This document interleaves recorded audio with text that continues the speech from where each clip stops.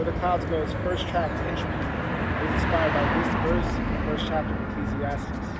And I set my mind to know wisdom, to know madness, folly.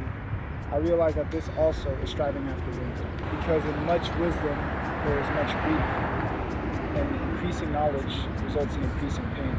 The craziest part was that while making Entropy, I had never even heard of Ecclesiastes. It wasn't until I read the book a year later that I started to make that connection between this track and the first chapter of the book. The word entropy means a lack of order or predictability, or a gradual decline into disorder. I felt this word best described my personal belief of life at the time. Auntie Ed Webb said we ain't spending time like we used to. Funerals came and went, feuds and abuse too. Growing pains brought my bruise blue from hell to baptism by fire. It's as if the older I got, the worse life just gets. Like, think about it. You never really return to that state of innocence you once had as a child. Now, as an adult, I spent less time with family than chasing this dream of being an artist.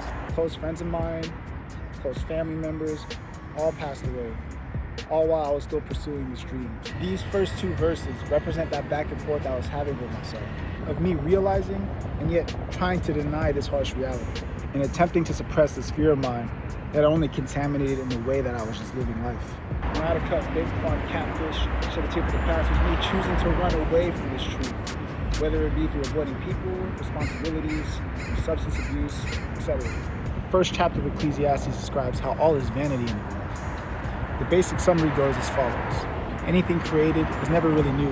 Every little thing of the past isn't fully remembered, and anything we do now won't be remembered hundreds of years from now. Even seeking wisdom is considered striving after wind. Monty, bro, stop killing the vibe with all this pity party, life is meaningless BS, man.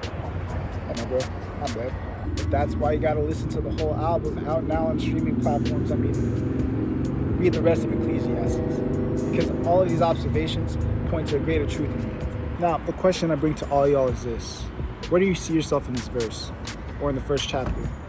Let me know in the comments below. Stay tuned for the next episode as I go over Hysteria with a very special friend of mine.